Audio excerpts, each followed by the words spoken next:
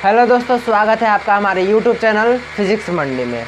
अगले वीडियो में आपने पदार्थ के बारे में, रसायन केमिस्ट्री के बारे में जाना था। आज हम जानेंगे रासायनिक के बारे में। रासायनिक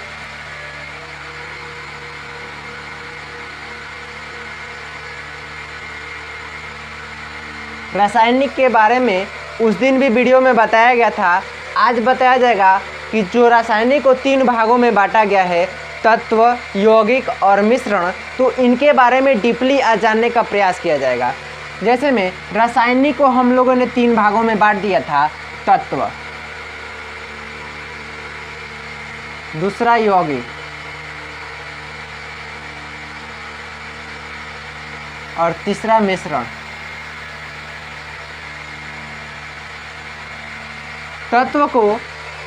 तत्व को हम 3 भागों में बांट कर समझ सकते हैं। तत्व को 3 भागों में बांटा गया है, धातु, अधातु और उपधातु। किसमें? धातु, अधातु और उपधातु। उपधातु में बांटा गया है। देखिए, धातु किसे कहते हैं? तो धातु का हम सिंपल डिफिनीशन कह सकते हैं, जिसको पीटने में टन टन की आवाज़ आए, या फिर जो विद्युत का सुचालक हो, क्या कहलाता है? धातु कहलाता है। यानी कि जिसमें इलेक्ट्रिक प्रवाह हो, जैसे विद्युत अगर जिसमें जा सके, वो क्या कहलाएगा? धातु कहलाएगा। जैसे में हमारा लिथियम हो गया, सोडियम हो गया, लोहा हो गया, ये सब क्या हैं? ये एक प्रकार के क्या होते हैं? धातु होते हैं। क्या होते हैं? धातु होते हैं।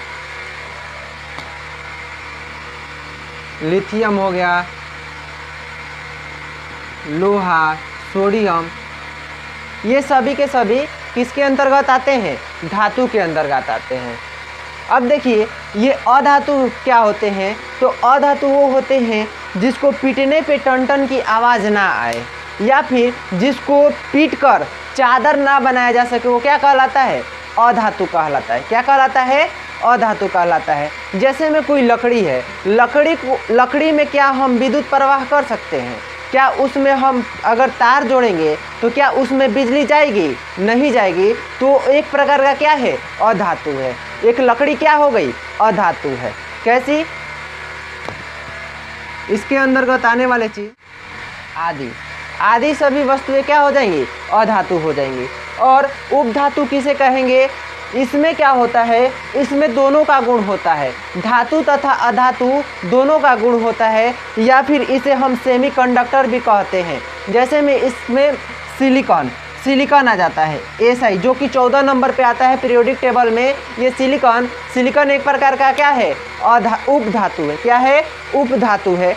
ये इसका उपयोग हम ज़्यादातर जो चिप आता है, मोबाइल का चिप होता है या फिर सिम होता है, वैसे जगहों पे इसका उपयोग किया जाता है। और इसका उपयोग करने का रीज़न ये होता है कि इसमें हम अगर ज़्यादा, जैसे अगर हम इलेक्ट्रिक ज़्यादा दे, विद्युत ज़्यादा दे, तो जल्दी गले ना, उसके लिए इसका उपयोग उसमें किया जाता है। धातु को हम और एक नाम से जानते हैं, चालक और सुचालक।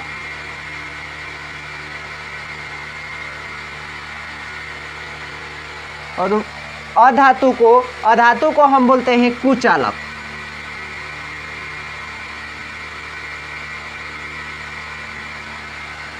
और उपधातु को बोलते हैं अर्धचालक।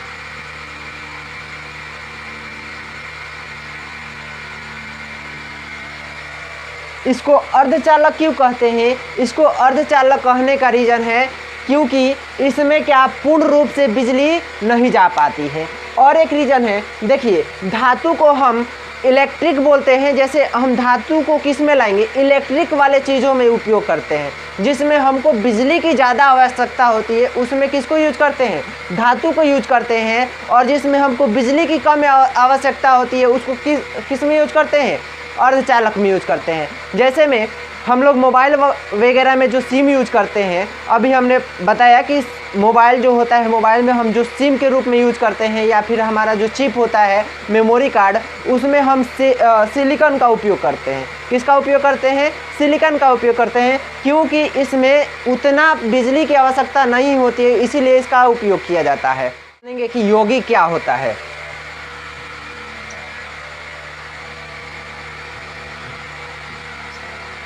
देखिए, यौगिक उसे कहते हैं जिसमें दो तत्व मिलकर एक सूत्र का निर्माण करते हैं, उसे क्या कहते हैं? यौगिक कहते हैं। जैसे में यहाँ पर CaCO3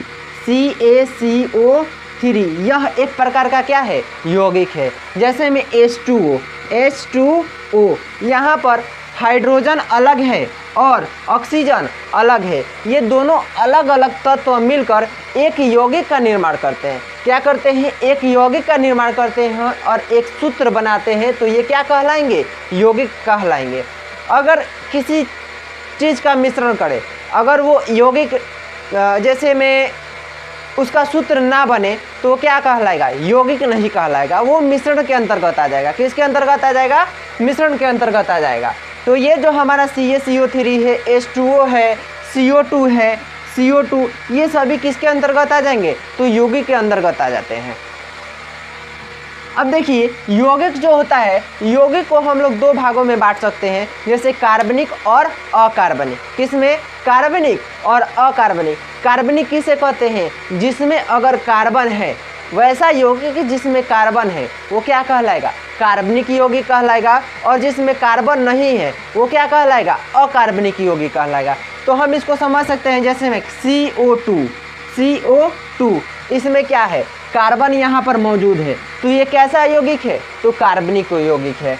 यहाँ पर H2O, यहाँ पर क्या? कार्बन है, कार्बन नहीं है, तो ये कार्बनिक यौगिक नहीं होगा, ये होगा अकार्बनिक और ये हो जाएगा कार्बनिक। जिसमें कार्बन हो वो क्या कहलाएगा? CO2 कहलाएगा। जिसमें कार्बन है वो कार्बनिक यौगिक कहलाएगा और जिसमें कार्बन नहीं है वो अकार्बनिक कहलाएगा। इस प्रकार से हम यौगिक को समझ सकते हैं। किसको? यौगिक को हम इस प्रकार से समझ सकते हैं, जिसमें कार्बन है वो क्या कहलाएगा? कार्बनिक। जिसमें कार्बन नहीं है वो अकार्बनिक कहलाएगा। अब इसी प्रकार हम मिश्रण को दो भागों में बांट कर समझ सकते हैं। जैसे में मिश्रण को बांटते हैं समांगी और विसमांगी। किसमें? समांगी और विसमांगी।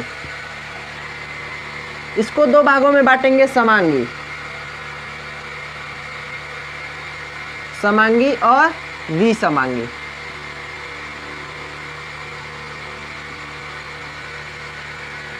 अब ये समांगी और विसमांगी क्या होते हैं? जैसे में हम कोई दो पदार्थ लिए और दो पदार्थ को आपस में मिक्स किए और मिक्स करने के बाद वो दोनों एकदम ऐसे मिल गए कि उनको अलग करना असंभव हो। जैसे अलग करके हम उसको अलग अलग नहीं कर पाए, वो क्या कहलाएगा? समांगी कहलाएगा। जैसे में हम लोग दाल बनाते हैं, घर पे आप लोग दाल खाते होंगे, दाल चावल खाते होंगे, तो दाल चावल में जो दाल बनता है उसमें जो हम दाल डालते हैं, नमक डालते हैं, पानी डालते हैं, और ये जब हम इसको गर्म करते हैं, गर्म करके जब पूर्ण रूप से दाल बन जाता है तो एक लिक्विड का रूप ले लेता है। कैसा रूप ले लेता है? लिक्विड का रूप ले लेता है। तो एक प्रकार का कैसा मिश्रण हुआ? समांगी मिश्रण हुआ। क्योंकि हम उसको अब अलग नहीं कर सकते। उसको आसान विधि से क्या अलग किया जा सकता है? नहीं किया जा सकता है। तो वो एक समांगी मिश्रण होगा। क्या कहलाएगा? समांगी मिश्रण कहलाएगा। वैसे ही इसका उल्टा होता है विसमांगी। विसमांगी में भी एक मिश्रण, ये भी एक मिश्रण है, लेकिन इसमें क्या होता है कि हम दो पदार्थ मिलाएंगे। क्या करेंगे? दो पदार्थ मिलाएंगे या फिर दो से अधिक पदार्थ मिलाए और इसको आसानी पूर्वक हम अलग कर सके, वो क्या कहलाएगा? विसमांगी कहलाता है। यानी वैसे पदार्थ जिसको हम आसानी से अलग कर सकेंगे वो क्या कहलाएगा? विसमांगी कहलाएगा। तो दोस्तों, जिसको हम आसानी से अलग कर लेंगे वो क्या कहलाएगा? विसमांगी। और जिसको अलग करने में या फिर वो जो अपना पहला पहचान खो दे वो क्या कहलाएगा? समांगी कहलाएगा। तो दोस्तों, इस प्रकार हम रासायनिक को समझ सकते हैं। हमने समझा तत्व को, यौगिक को, मिश्रण को, और मिश्रण को दो भागों में बांटकर समांगी और विसमांगी को समझा। तो दोस्तों, अगर वीडियो अच्छा लगे तो लाइक, शेयर, सब्सक्राइब जरूर करें। धन्यवाद।